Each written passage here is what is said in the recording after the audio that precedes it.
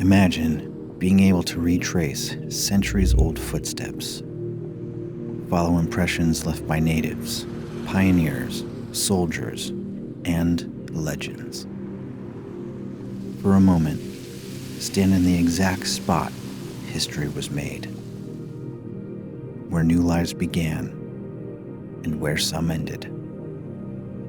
444 miles of pure driving bliss. From Natchez, Mississippi, all the way through to just outside Nashville in Tennessee. No stop signs, no traffic lights, no commercial vehicles. Top speed, 50 miles an hour. So let's fill up the tank and head out on a road trip. Now, this trail takes us to the Elizabeth Female Academy site, which opened in 1818 but closed in 1845.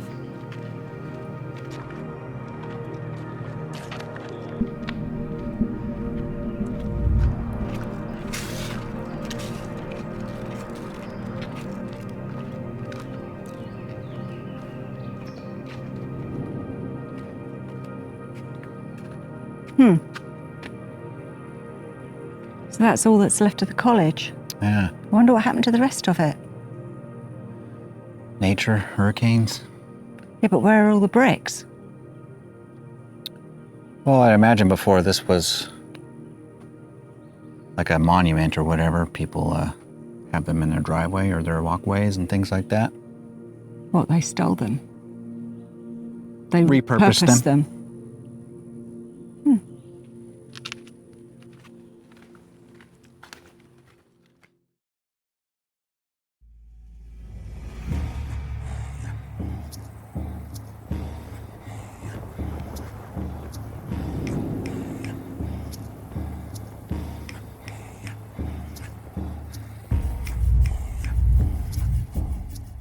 Before you is the second largest temple mound in the United States. Only Monk's Mound in Cahokia, Illinois, is larger. This 8-acre mound, constructed from a natural hill, was built and used from about 1300 to 1600 by the Mississippians, ancestors of the Natchez Indians. Unlike dome-shaped mounds constructed only for burials, emerald mounds supported temples, ceremonial structures, and burials of a complex society's civic and religious leaders. So this was built in 3 stages. Okay, so they did, what, first that pyramid shape, then the mounds, and then Other mounds, and then on top of the mounds, they had houses. Actually, according to this secondary mound, which is 30 foot, a temple stood on top of it, containing sacred Indian images. True story.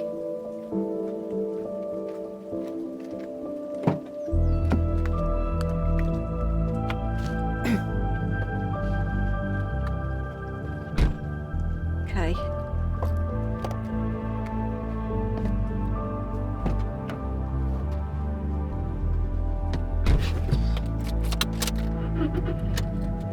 It is hot, hot, hot.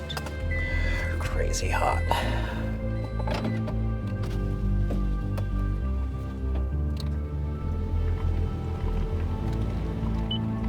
Left. All clear my way.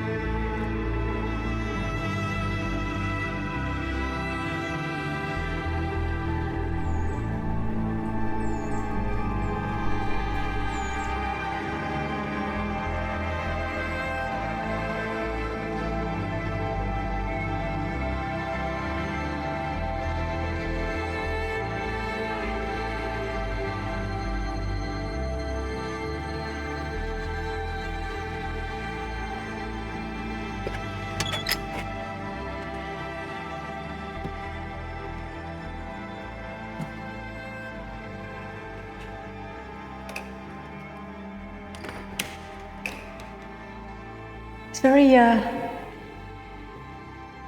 simple affair. Yeah, we can see along all the windows the cracking, the paint peeling back and the cracks in both the sides. It's got a smell. And the way the pews are. Yeah, angled. I actually quite like that. This was built in 1837. Now, prior to that, there were people that lived here, and a preacher used to come twice a month just to give a service. So the Baptists decided to make something more permanent and came up with this, still in use today. Yes, I'm trying to place the smell. I don't know if it's with the wood, It's wood. or with the paint. And musty. Yeah, a little it's bit like musty too. mothballs. Mm-hmm. Yeah, like you say, very simple.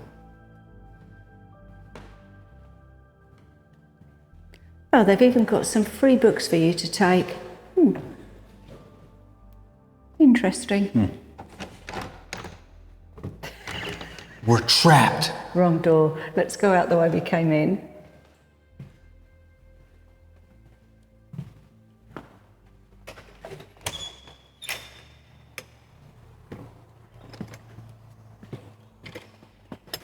Go to the graveyard.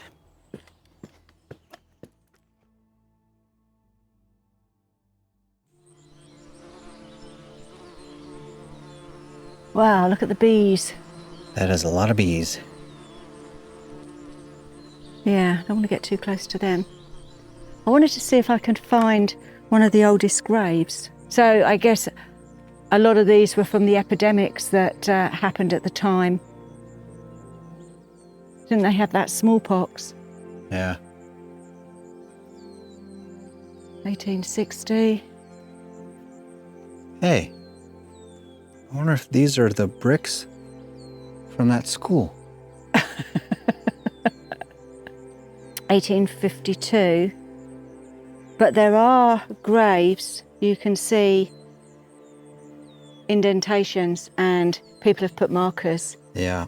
So there were other graves, so they could possibly be the older ones. Right, and I remember very, very early on, we did the Windsor Ruins, and by that was their family cemetery that was up on that hill, but because of erosion, a lot of it is going to go away. And it looks like the edge is creeping closer, so a lot of erosion is happening here too.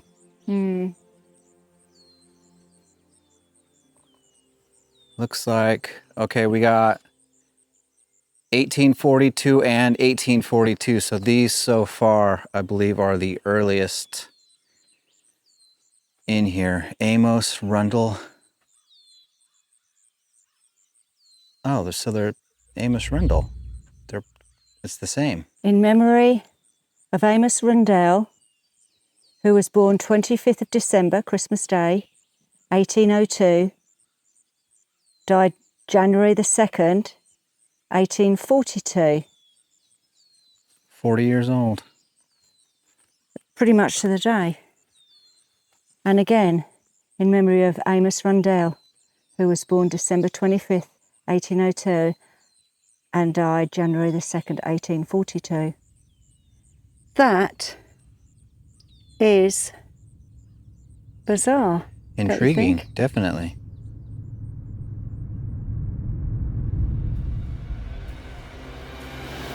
Looks like Andrea found one that's even earlier.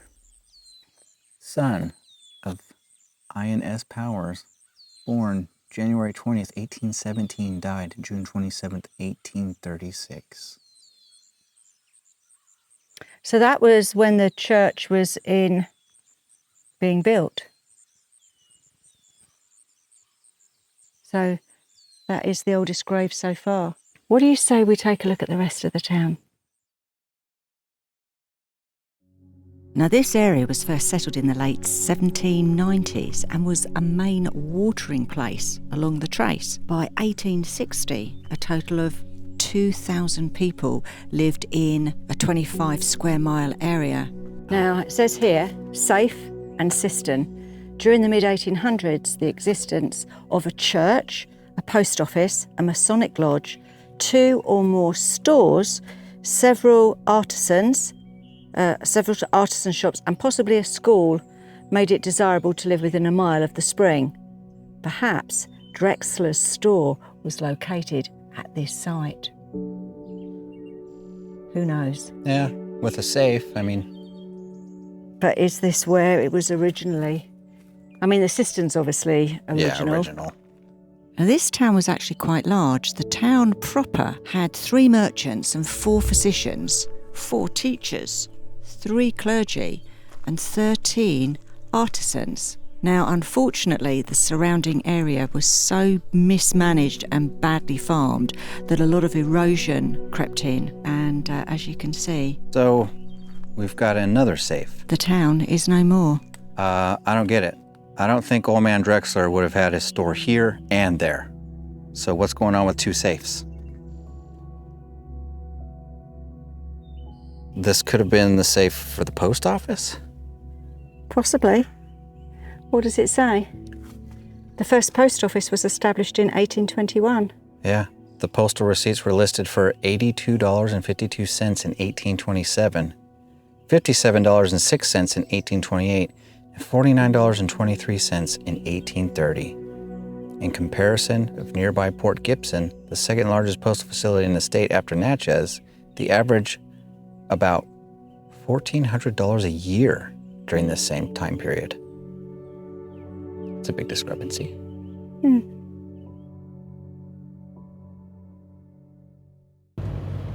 So we'll drive round and... Pick a spot.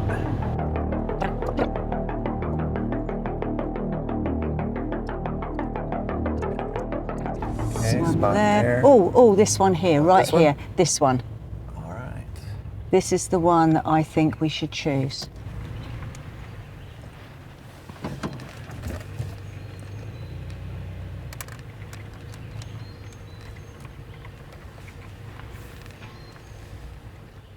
Make sure there's no tent. There's a tent over the other side, so... I think it looks okay.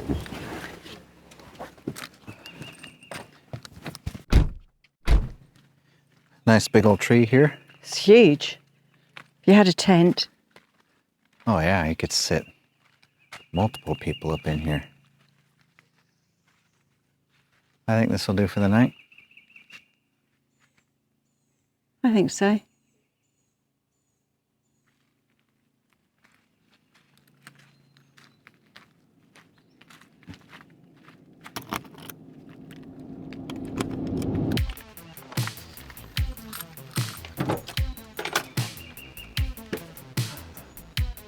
Once we find a campsite, that is just the beginning.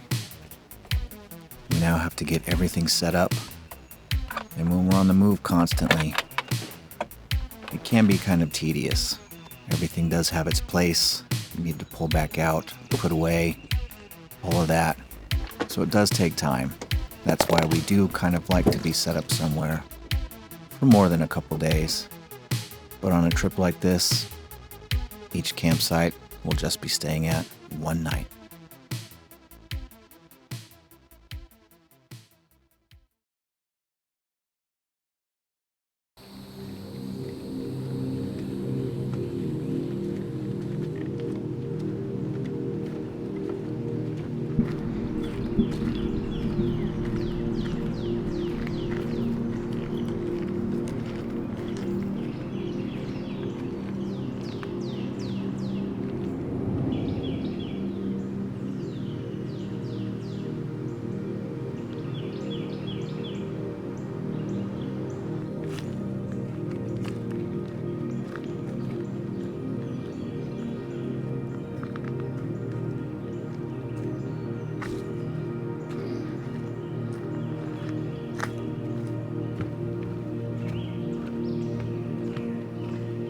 This area actually used to be known as the Pearl River, but it changed course, and then this area left these deposits and these sediments as the river, changed course. And now with low water, the seedlings of these water-tolerant cypress-type trees took a foothold here, and now this is the result. Now there's alligators in these waters. Oh, I can bet. Very uncommon, but occasionally. And apparently they only eat a fish or two a week. Now it's funny when we do things like this and go to places like this, it's like right now, we're walking through and it's all the bugs, the creepy crawlies, the insects that are getting to us, but we're walking on a trail. Back in the day, the pioneers, they just had to forage through all of this harshness and not know what was on the other side of it. It's pretty remarkable. True. What is remarkable is that I've still got any blood flowing in my veins with these mosquitoes.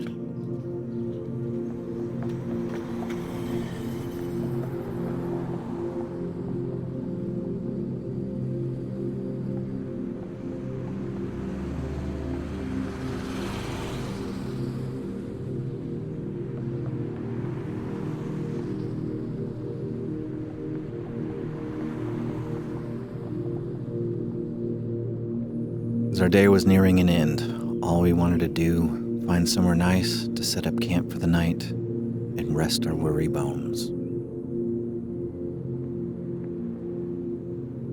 We had no idea we would have a chance encounter that would change the tone on the rest of our trip.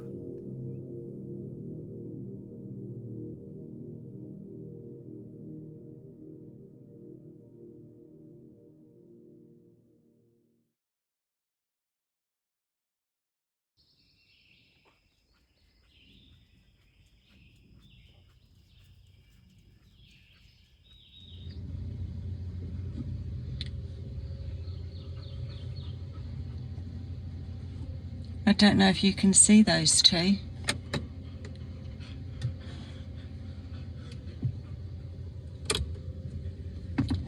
So our campsite came with a couple extra co-pilots. Apparently they have been dumped, abandoned, and left here for about 3 weeks.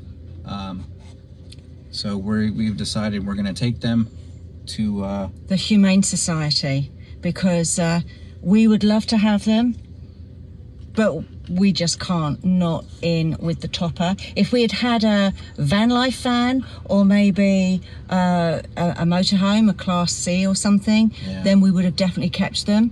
But and they're adorable.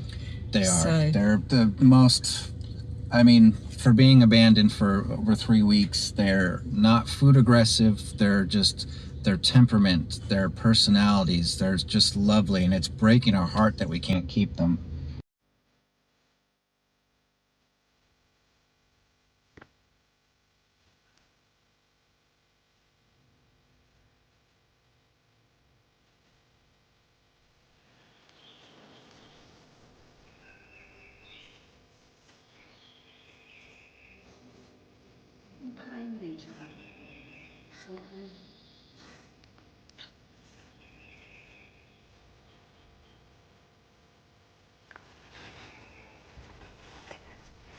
Is it my turn?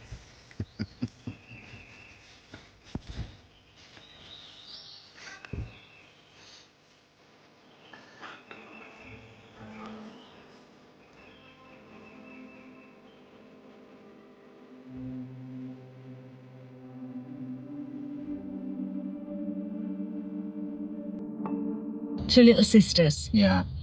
And they're just twins. They do everything together. They play together. They go to the bathroom at the same time. They're just absolutely a treat. So, hoping that somebody's going to take them and give them a loving home. Hopefully together. So, let's go off to the Humane Society.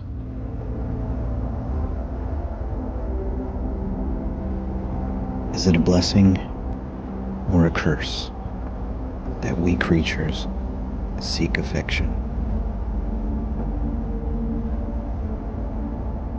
How a chance meeting this short could leave a lasting impression.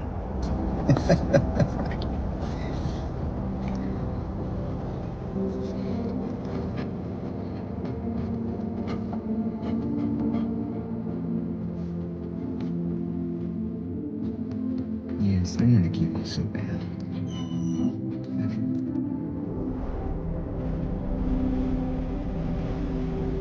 With heavy hearts and clouded minds, we battle with our choice.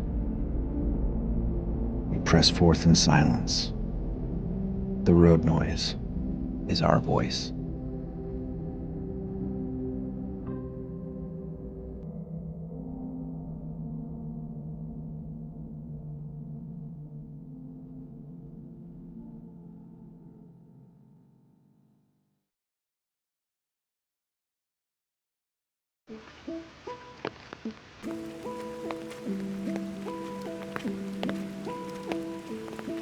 So this is the old trace.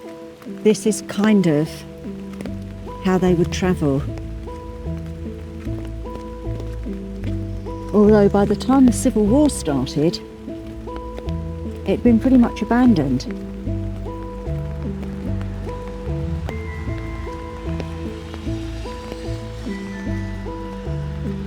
Were they some of Shiloh's wounded who retreated here in 1862 to die beside the Natchez Trace?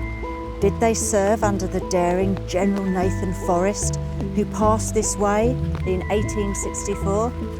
Or were they guarding the Tupelo headquarters of J.B. Hood's Army of Tennessee near the end of the Civil War? We may never know.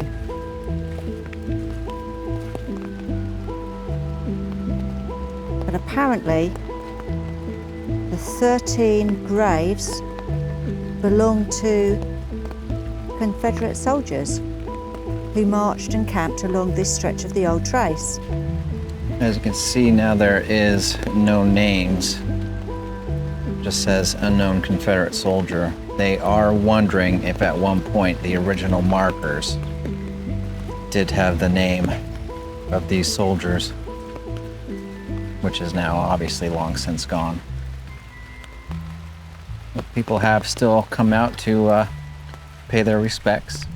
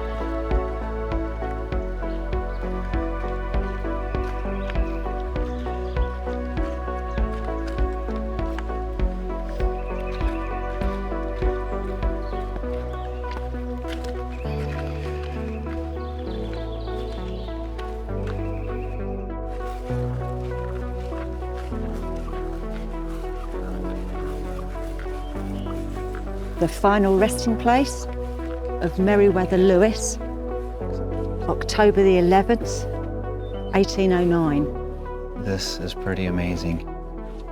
And they know it was him because, as an archaeologist, they actually brought up the top half of the skeleton to make sure that it really was him.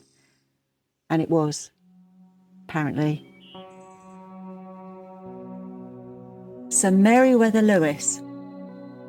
It's a strange name, isn't it, Merryweather? I wonder what his mother was thinking. Oh, it's probably the hot name of the day. It is kind of a eerie feeling. It's neat to be here. Such a famed character in our history. And this is the spot where his life was cut short. It has very mysterious pages of his logbook, his journal, those were missing. So he was apparently shot twice, once to the head, once to the abdomen. And there was multiple types of blood found on his masonry apron, which is very bizarre.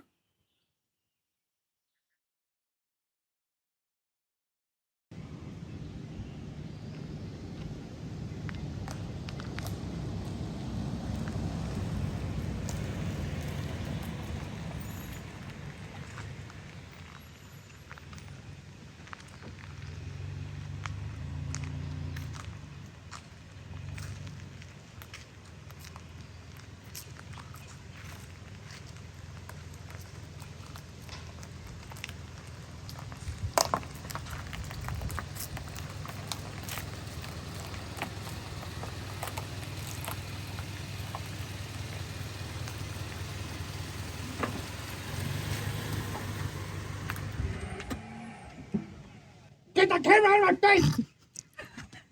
So after a long day of driving, hiking, exploring, learning,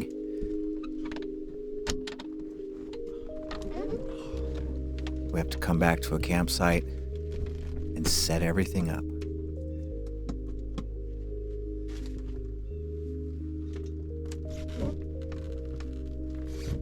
It's the same routine, day in, day out. Pop the top, get the bed kind of ready, open the windows, let the breeze come through.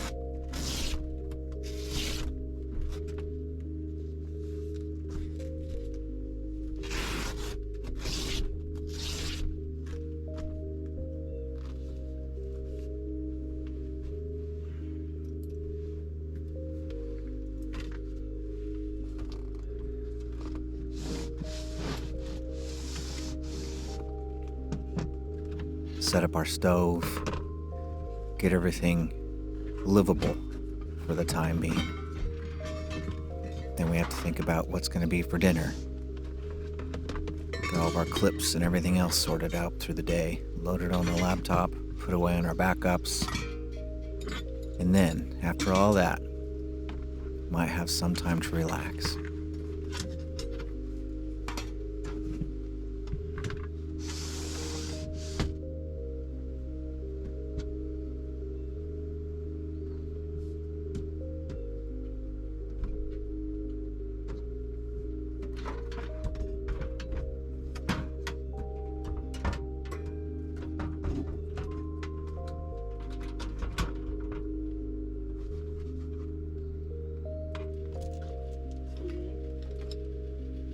And this process is repeated over and over and over again.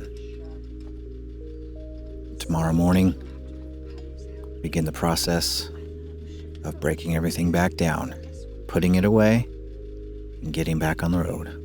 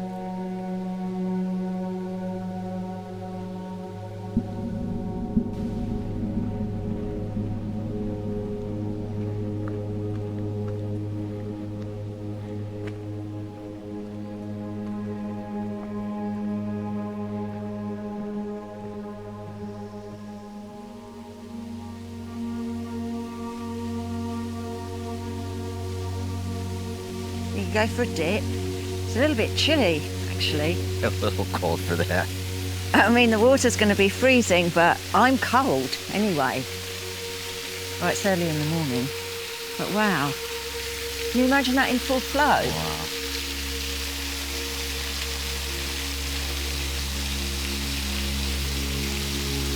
Wow. Reminiscent of the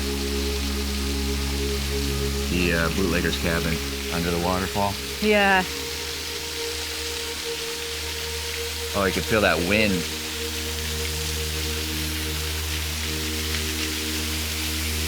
Not very deep. But on a hot day, it'll cool you off.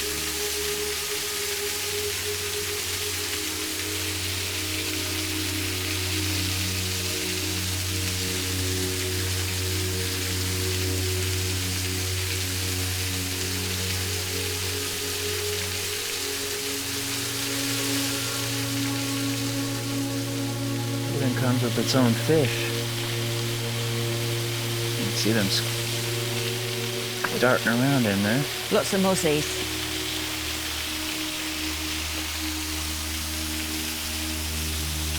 Yeah, a little They're quick. shoal of fish. Shoal or school?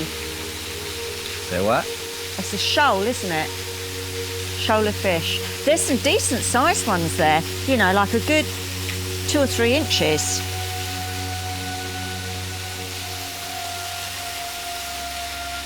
This tree, the tree roots are amazing.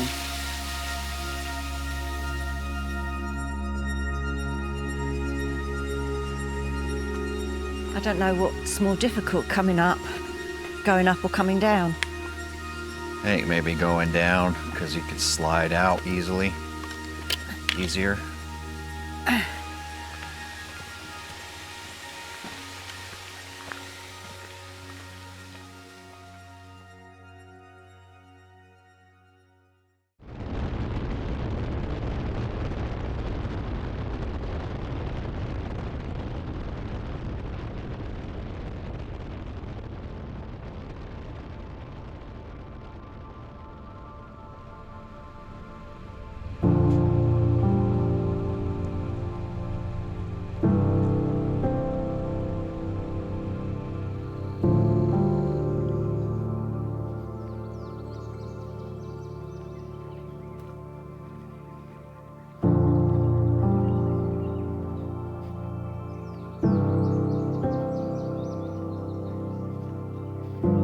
A 1900s tobacco barn.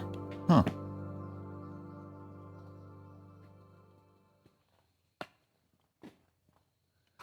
Not a lot to it, so I guess all the levels would have some hanging off then. I guess. Yes.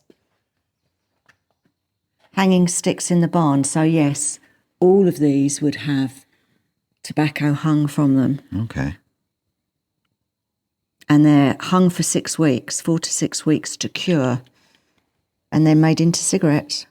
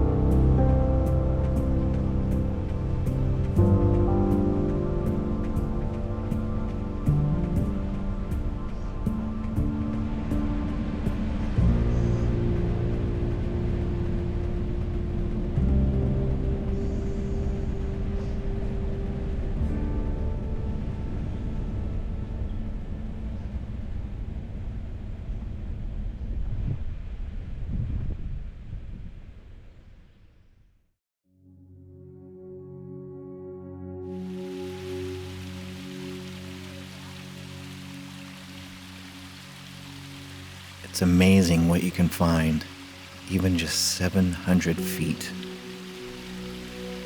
off the pavement. Where beauty surrounds, you can spend a few moments, collect your thoughts, and just let the world pass you by.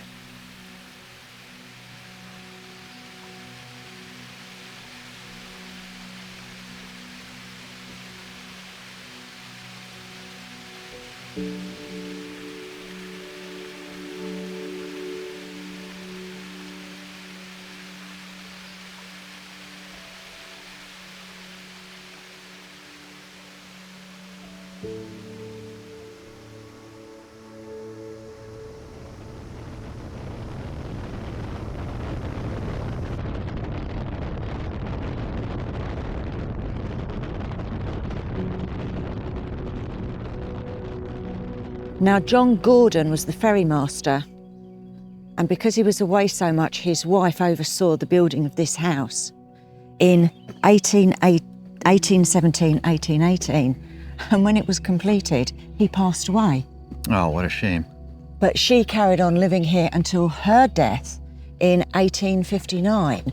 So this is 200 years old. And it still looks move-in ready. Kind of. Now, I wonder why they've got the two doors. Now, what's that called? You say... Oh, over here we call those duplex. Yes. Kind of looks like a duplex. Doesn't it? It does.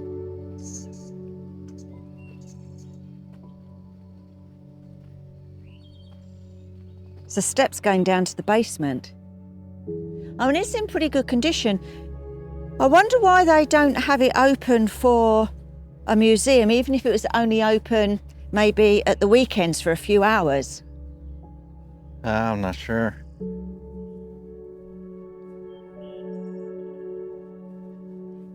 It's very strange.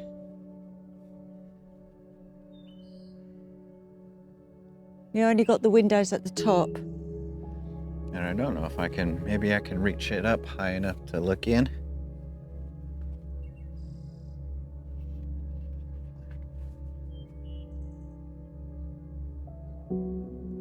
I wonder what it's inside.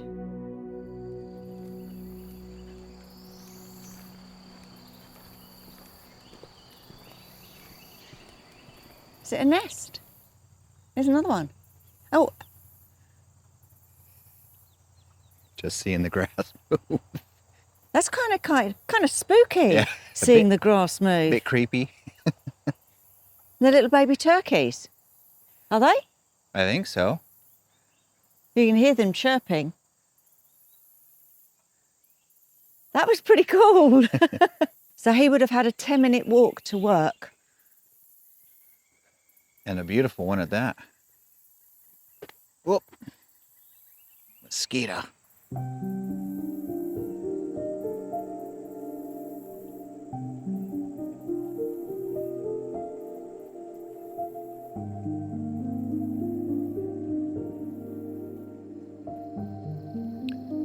Okay, so where is the dock that he used to work at?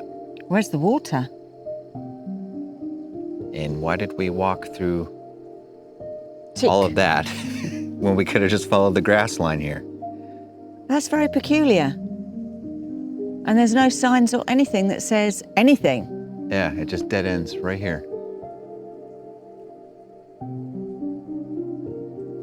Okay, more investigation is required.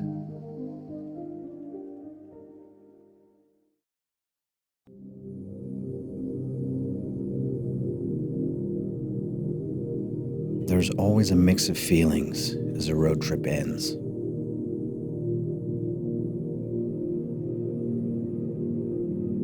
Happy to have completed it.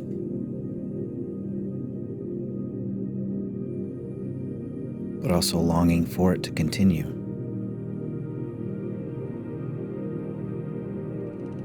All the sights and sounds replay like a projector in our mind.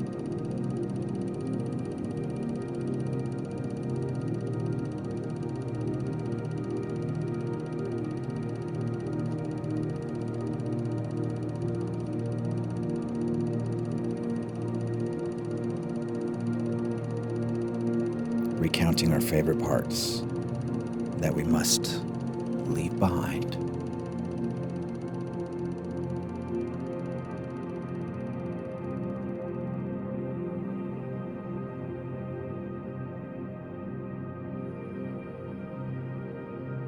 So here we are at the Loveless Cafe with our black coffee, Which I'm loving, by the way. because we've finished the Natchez Trace, all 444 miles of it. The entire thing, and it was very pleasant, very slow, nice pace. Enjoy the scenery through some absolutely beautiful countryside. Over 90 stops en route, so you can just pick which ones you want to stop at. Hopefully you'll enjoy the stops that we've showed you. But I would say for a road trip, this is a 9 out of 10. Oh, and the 3 free campsites en route. Yeah, absolutely. Those are a bonus. And I would look forward to doing some more videos kind of like this, finding some more road trip-like things to do. I think I've got one in mind that I want to do. I've got one, and I know it's different to yours. Yeah, so maybe look forward to those coming up. If you like this kind of thing, if you want us to do more of these, let us know. And even if you don't, it doesn't matter, because we're still going to. Say we got 2 in mind, so there are going to be 2 more videos like this, I guess, at some point in the future. And on that note, get out there, go and explore, put another pin in the atlas, and we'll see you on our next adventure. Bye. Bye. Becoming a Patreon helps keep this channel on the road exploring. Did you know that for as little as $3 a month, you can help these 2 create even more videos? What's that one? So this one will be a little bit of a longer, medium long. Like I said, then I'll do some close-up shots. Go. If you would like to contribute, please click the link in the description and see what tier fits you best. So we need to hurry up. I'm getting eaten alive. Yeah, this will just be a quick, we'll kind of stop right here a little bit and slowly start walking. Mic's on.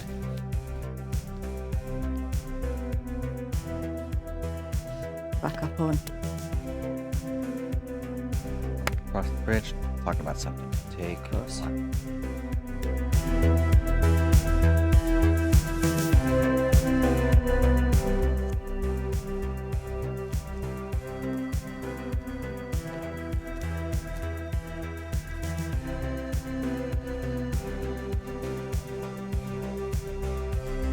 What do you say that we go and take a look at the rest of the town?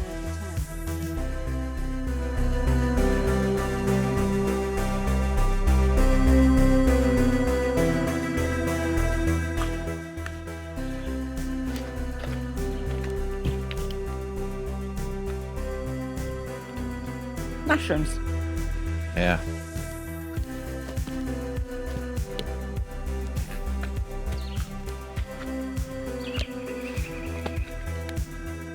Oh. I thought it was a... It is spider's web.